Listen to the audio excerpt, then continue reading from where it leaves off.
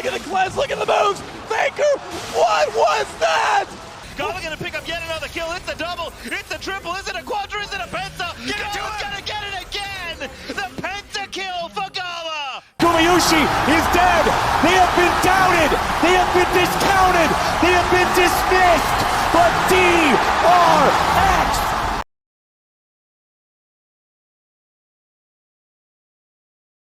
Very dangerous, very bursty, a lot of great farm potential here with this pick, but it's a pick that can go splat, as we often say with Kha'Zix. If you do fall behind against this much CC, this much damage to the Orianna, and now it's going to be Aatrox that tackles the Rumble, a matchup we saw at a lot in the latter half of the LCK summer season here, a matchup Doran very comfortable on both sides of here.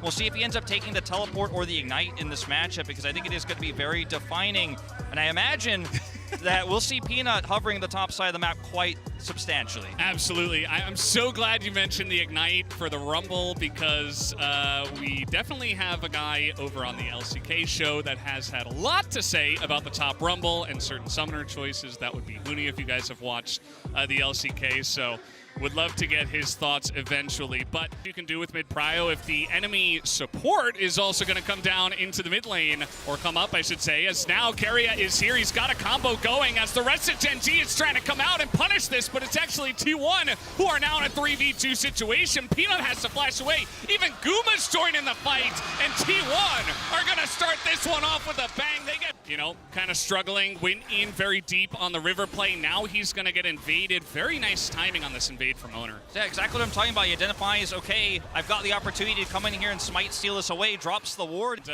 Wait for some of their spikes a little bit later on. Speaking of which, Gumayusi seems to have no idea that this Rumble is in the bush, and now he's getting flashed on. Guma will be able to flash away from this one, and there's the ultimate just ticking down, and Doran will pick up the solo. For gold here, but the items they have, on the carries they have, are just so deadly. They're gonna actually take this turret, maybe more. Pays is just eating the damage. I mean, he just sits on the ball. As Gen G was able to get those first few without a real fight, as Doran once again looking for an opportunity. Wait, this is the same spot. I saw this already, but it was Kaisa. But Faker says, I am different. I can challenge you.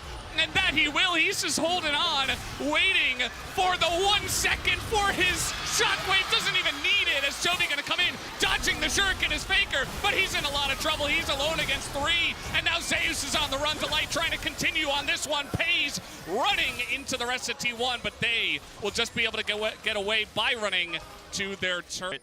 They know that Guma can fall back to that mid turret is okay, Faker. Yeah, Faker in a lot of trouble here. Chovy on the chase. It's really difficult to get away from this. Akali, he hits the shuriken as the shockwave lands, does not hit. Timing of this pretty interesting. They know that T1 must have gone for some resets, but T1 barreling into the river. It looks like they do want to challenge this in the bottom side. Delight is a bit caught out, but he is gone, and now he's going back in. He's looking for the big engage with that Rumble ultimate over the top. That's going to be the Kaisa just gone in this fight before it even began, as Chovy just running down the top side alongside of Doran, and that is a clean ace to the side of Gen G. That's Delight's recon for you.